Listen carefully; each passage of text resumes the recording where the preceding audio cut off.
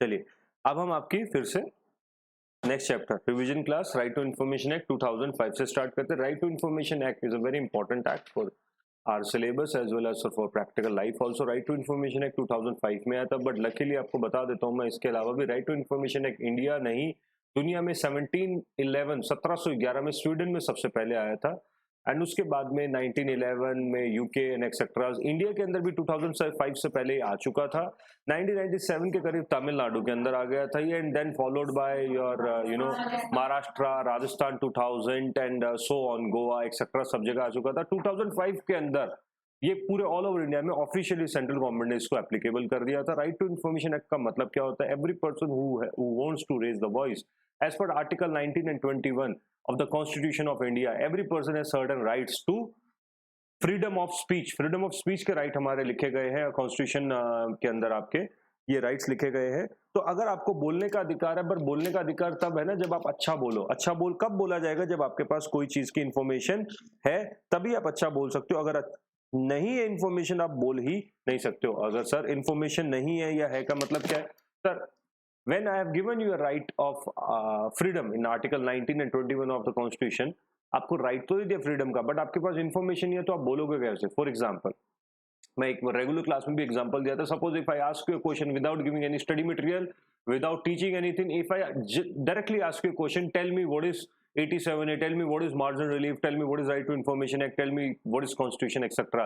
when you don't have any information, how will you reply to that? आप उसमें सही या अच्छा कैसे बोल सकते हो? या तो आप नहीं बोलोगे या फिर आप उसमें कुछ भी गलत बोलोगे। सिमिलरली यही चीज इसी के बेस के ऊपर, what is the root of right to information act? Article 21 is the root of right to information act. Exam के लिए ध्यान से, root of right to information act is article 21 of the constitution, where it is a right to freedom. तभी successful होता है जब आपके पास information होती है, अदरवाइज उसके अलावा ये सक्सेसफुल नहीं है। This act is applicable to whole India, include the state of Jammu and Kashmir. This act will be applicable to every organization within a period of 120 days from the date of commencement of this act on that particular organization. I will repeat with the help of example. Suppose if the government says that right to information act will now be applicable on the private coaching centres also, आज से private coaching centres पे भी right to information act applicable हो जाती है। और suppose करते हैं आज 1 मई 2022 है, तो राइट टू इन्फॉर्मेशन 1 मई 2022 को गवर्नमेंट ने प्राइवेट कोचिंग सेंटर पे भी एप्लीकेबल कर दिया। तो इसके लिए आपको 120 डेज का टाइम ड्यूरेशन देना पड़ेगा हर एक कोचिंग सेंटर को। दैट इज फ्रॉम 1 मई टू 120 दिन का टाइम ड्यूरेशन दीजिए आप उनको, जिस दौरान वो अपने सारे इंफॉर्मेशन को इकट्ठा कर ले, और हाँ, कौन सी इंफॉर्मेशन देनी है, किसको एप्लीकेशन देनी है एक्सेट्रा, किसको पीआईओ अपॉइंट करना है, असिस्टेंट पीआईओ अपॉइंट करना है, मतलब वो अपने सारे डेटा को एक जगह स्टोर कर ले। तो that means any act to be applicable, effectively applicable होने से पहले किसी भी एक्ट को किसी भी ऑर्गेनाइजेशन पे 120 दिन का गैप होता है कि नहीं होता है? किसी भी एक्ट को किसी भी ऑर्गेनाइजेशन में एप्लीकेबल होने से पहले 120 डेज का गैप रहता ही रहता है। Is that clear? Is that clear? Right to information act में अगर आपको कोई भी इंफॉर्मेशन लेनी है, राइट टू इन्फॉर्मेशन एक्ट में अगर आपको कोई भी इंफॉर्मेशन लेनी है किसी भी अथॉरिटी से, तो आपको एक एप्लीकेशन लेनी पड़ती है। The application shall be given in the Hindi और इंग्लिश, हिंदी या इंग्लिश या किसी भी लोकल लैंग्वेज में आप ये एप्लीकेशन दे सकते हो। तो एप्लीकेशन देने के लिए आपको कोई भी पैसे देने नहीं पड़ते हैं। बट एक चीज और फिर से ध्यान से सुनना कि बीपीएल को ही पैसे नहीं देने पड़ते हैं, खाली बिलो पॉवर्टी लाइन वालों को पैसे देने नहीं पड़ते हैं। वेरेज अगर बिलो पॉवर्टी लाइन के अदर कोई भी आदमी, तो उसको कुछ नॉमिनल फीस फिर भी देनी पड़ती है। Is that clear? The application shall be given to the PIO. PIO कौन होता है? पब्लिक इंफॉर्मेशन ऑफिसर को एक एप्लीकेशन देनी पड़ती है। The reply shall be made by the PIO within a period of 30 days. If the application is given to assistant PIO, the reply shall be made within a period of 35। That means if you make application to PIO, there is a hidden provision. If you make application to PIO, then PIO and the application does not belong to that particular PIO. ध्यान से सुनो, if you are making application to PIO of X company, but certainly the application should have been made to the any subsidiary company's PIO. Holding company को PIO दे दिया आपने, application देना था subsidiary company है किसी X कंपनी को दे दिया, देना था Y कंपनी को। इन दैट केस वो रॉन्ग PIO कभी भी अपनी एप्लीकेशन को मना नहीं कर सकता, रादर उसकी ड्यूटी बनती है कि वो ये एप्लीकेशन राइट आदमी को पहुंचाए। बट इस केस में 5 दिन एक्स्ट्रा मिलेंगे उसको। आई रिपीट अगेन, आपने एप्लीकेशन लगाई है हिंदी, इंग्लिश या किसी भी लोकल लैंग्वेज में आप एप्लीकेशन लगा सकते हो to the PIO. Below poverty line को कोई भी फीस देनी नहीं पड़ती है, where other than below poverty line को कुछ फीस, नॉमिनल फीस देनी पड़ती है। बट अगर आपसे पूछा जाए क्या रीजन है इस इंफॉर्मेशन का, आपको रीजन देने की जरूरत नहीं है. The reply shall be if the application is direct to the correct PIO then the reply will be made within 30 days. If the application is made to assistant PIO then the reply within a period of 35 days. If the application is given to any other PIO which is not a correct PIO, in that case PIO will transfer that application to the correct PIO within a period of 5 days and the correct PIO will reply you within a period of again 30 days. The total is 35 if the wrong PIO is there. In case of life and liberty, किसी भी इंसान की जिंदगी और मौत का सवाल है तो within a period of 48 hours के अंदर अंदर आपको इंफॉर्मेशन देनी पड़ती है. If there is a matter of If the matter of the third party related then there is a period of 40 days. ध्यान रखिएगा 40 डेज के अंदर जो थर्ड पार्टी को उस इंफॉर्मेशन को लेने में जो समय लगा है वो एक्सक्लूड है. 40 एक्सक्लूसिवली टू द PIO को दिया जाता है. Is that clear? Is that clear? Is that clear? The information किस तरीके की इंफॉर्मेशन लग सकती है? You can not take the private parties information. आप कभी भी प्राइवेट पार्टी की इंफॉर्मेशन नहीं ले सकते हो.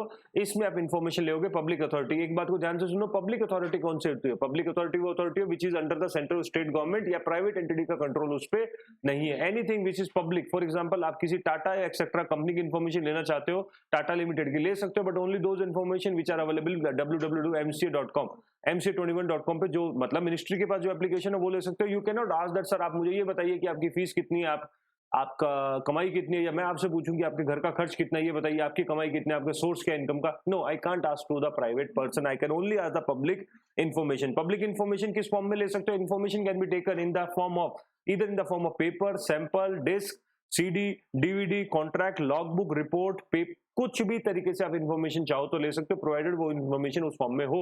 सर्टेनली कुछ पैसे आपको उसके लिए देने पड़ते हैं. Can you take the notes, extracts of the following paper etcetera? अगर आपको बोला जाता है कि आपको कुछ पेपर दिखाने, आप उसके एक्सट्रैक्ट या नोट्स या फोटोस्टेट मांगना चाहते हो, आपको अधिकार है वो लेने का. 120 दिन का टाइम मिलता है हर एक पब्लिक अथॉरिटी को कि एक पब्लिक अथॉरिटी 120 दिनों के अंदर अंदर अपनी सारी इंफॉर्मेशन को अरेंज कर ले और डायरेक्टर एक्सेट्रा की इंफॉर्मेशन अरेंज करे और PIO का नाम अपनी वेबसाइट के ऊपर डिस्क्लोज कर दे. Is that clear? Is that clear? Is that clear? What are the duties of PIO? Already हम डिस्कस कर चुके. ड्यूटी क्या PIO की? आपको सही समय पर सही इंफॉर्मेशन दे. अगर गलती से आपने गलत PIO को कोई इंफॉर्मेशन, वो एप्लीकेशन दे दी है तो उस गलत PIO का काम है कि सही PIO को वो एप्लीकेशन ट्रांसफर करेगा with in a period of 5 days. अगर PIO का एक और काम है कि अगर आपने इंफॉर्मेशन मांगी है तो उसको आपको इंफॉर्मेशन दे, और अगर नहीं देनी है तो रिजेक्ट करने के साथ रिटर्न में रीजन दे within a period of 30 days itself. 30 दिनों के अंदर अंदर आपको रिटर्न में रीजन दे कि क्यों नहीं देंगे हम ये इंफॉर्मेशन या नहीं देंगे. In case if the PIO do not provide the information और also do not provide the reason कि हम इंफॉर्मेशन नहीं देंगे, in that case the PIO is inviting the trouble कि आप मेरे ऊपर पेनल्टी लगाइए, अब ये इंफॉर्मेशन नहीं देता मैं. Is that clear? Okay, I hope it is clear to you. Now next, so what are the information which you can obtain from the PIO? Sir, public authority से कोई भी information ले सकते हो, but every public authority will not give you the information. There are certain public authority which are exempted from providing the right to information. और कुछ ऐसी agencies भी है, कुछ पूरी की पूरी कंपनीज एग्जाम्प्ट है और कुछ पर्टिकुलर इंफॉर्मेशन एग्जाम्प्ट है. Suppose for example exempted information कौन सी होती है? सर, ऐसी कोई इन्फॉर्मेशन जो इंडिया की सिक्योरिटी के ऊपर लॉस कर सकती है तो वो इन्फॉर्मेशन, या कोई ऐसी इन्फॉर्मेशन जो देने पर कोई ऑफेंस कॉन्स्टिट्यूट हो सकता है तो वो इन्फॉर्मेशन. कोर्ट ने किसी इन्फॉर्मेशन को स्पेसिफिकली देने से मना कर दिया आपको. कोई भी ऐसे ट्रेड सीक्रेट्स है किसी को या पेटेंट राइट्स एक्सेट्रा फॉर्मूलाज है वो नहीं दे सकते. फॉरेन गवर्नमेंट के साथ कॉन्फिडेंशियल कोई कॉन्ट्रैक्ट है तो वो भी नहीं देंगे. जैसे फॉर एग्जाम्पल राफेल का एक कॉन्ट्रैक्ट हुआ था, काफी बवाल मचा था कि राफेल की रेट बताइए, ये बताइए. Sir, that was a contract with the other government. हमारे दूसरे नेशन के साथ कुछ कॉन्ट्रैक्ट था और वो कॉन्फिडेंशियल इन्फॉर्मेशन थी. गवर्नमेंट ने बोला हम वो इन्फॉर्मेशन नहीं देते हैं, तो ऑपोजिट पार्टी ने बोला कि इन्फॉर्मेशन नहीं दे रहे, यहाँ पर चोरी हो रही है. But sir, that was with other party. Right to information act में वो कवर नहीं होता था. किसी भी पर्सन की फिजिकल सेफ्टी के साथ अगर कोई भी कॉम्प्रोमाइज होता है तो वो इन्फॉर्मेशन उनको नहीं दी जाती है. कोई भी ऐसी इन्फॉर्मेशन जो कि किसी के भी इन्वेस्टिगेशन में ऑब्स्ट्रक्शन पैदा करेगी, लाइक वो जेल छोड़ के भाग सकता है एक्सेट्रा, वो नहीं दी जाएगी. कैबिनेट के पेपर्स कभी भी, कैबिनेट मतलब ऑफिशियल व्हाइट पेपर्स कभी भी नहीं दिए जाते हैं. Wherever the interest of public at large in involve that can be harm, वो इन्फॉर्मेशन नहीं दी जाएगी. Suppose for example exempted agencies कौन सी होती है? एग्जम्प्टेड एजेंसीज वो होती है बेसिकली जो आपकी कहां पर लिखी हुई है? शेड्यूल के अंदर. जैसे for example CBI, border force, BSF या फिर CRPF. इनसे आप पूछना चाहते हो कि सर राजस्थान बॉर्डर पे कितने सोल्जर्स तैनात है वो बताइए. सर, ये इन्फॉर्मेशन कोई आदमी भी ले सकता है, पाकिस्तान एक्सेट्रा का, इंडिया के आदमी को मिला के साथ में. तो इस तरीके की इन्फॉर्मेशन जो सिक्योरिटी वाली इन्फॉर्मेशन है जो शेड्यूल 1 में लिखे हुए आपके, वो ऑर्गेनाइजेशन, पूरे के पूरे ऑर्गेनाइजेशन इस एक्ट के बाहर होते है उनसे इंफॉर्मेशन नहीं ले सकते, इनको बोला जाता है एग्जम्प्टेड एजेंसीज, एग्जम्प्टेड ऑर्गेनाइजेशन। जैसे सीबीआई हो गया आपका बीएसएफ हो गया, सीआरपीएफ हो गया, आपकी न्यूक्लियर एजेंसीज हो गई। आप किसी ये पूछना चाहे न्यूक्लियर बॉम्ब कहाँ रखा हुआ इंडिया का, बताइए, आप मुझे नहीं बता सकते ना। इस टाइप की इंफॉर्मेशन आपको नहीं मिलती है। But if there is a question of human rights of corruption, अगर यहाँ पर ह्यूमन राइट्स या करप्शन का सवाल है तो ये इंफॉर्मेशन देनी पड़ेगी with approval of the central government with in a period of 45 days. एक बार फिर से सुनिए ध्यान से, अगर कोई भी एग्जम्प्टेड एजेंसी है, उस एजेंसी पे ह्यूमन राइट वायलेशन या करप्शन के कोई भी एलिगेशन लगे हुए हैं, तो उनको वो इंफॉर्मेशन सेंट्रल गवर्नमेंट के परमिशन के साथ ह्यूमन राइट्स और करप्शन से रिलेटेड इंफॉर्मेशन देनी पड़ती है। इवन एग्जम्प्टेड एजेंसीज को भी देनी पड़ती है 45 डेज के अंदर अंदर। Is that clear? Is that clear? That clear है ना। एग्जाम्पल आपको याद होगा, there was a soldier from some XYZ area and उन्होंने बोला दैट हमें ये इस तरीके का खाना दिया जाता है, दाल etcetera, but later on it found that he was a guilty fellow, because उन्होंने बाद में एक धमकी दी थी हमारे डियर प्राइम मिनिस्टर को कि हम आपको जान से मार दूंगा, मैं जान से मार दूंगा उनको। And later on he fought election also, तो he was doing all those propaganda basically to get famous for the election. अभी लास्ट जो लोकसभा इलेक्शन हुए थे उसमें वो इलेक्शन भी लड़ा था, कोई सेम सोल्जर, ठीक है। We should not name out anyone in the class. Next आता है इंफॉर्मेशन कमीशन। ध्यान से सुनिए, central information commission and state information commission. ये होता क्या है, देखो ये जो एक्ट है इसका बेस और पिलर क्या है, इसका हेड ऑफ बॉडी क्या है, वो है इंफॉर्मेशन कमीशन। इंफॉर्मेशन कमीशन दो तरीके के होते हैं, एक तो सेंट्रल इंफॉर्मेशन के होते हैं, state information commission. Central information commission के अंदर एक कॉन्स्टिट्यूशन होता है जिसके अंदर कौन होता है, एक चीफ इंफॉर्मेशन कमिश्नर होता है और 10 इंफॉर्मेशन कमिश्नर होते हैं। एंड स्टेट इंफॉर्मेशन कमिश्नर के कमीशन के अंदर एक स्टेट चीफ इंफॉर्मेशन कमिश्नर और 10 इंफॉर्मेशन कमीशन होते हैं। आगे सवाल ये आता है कि सर इसको अपॉइंट कौन करता है? They are appointed by a agency which is headed by the president, and also there is a committee comprised of prime minister who shall be the chairman, leader of opposition of Lok Sabha and union cabinet minister. Or when we talk about the state information commission,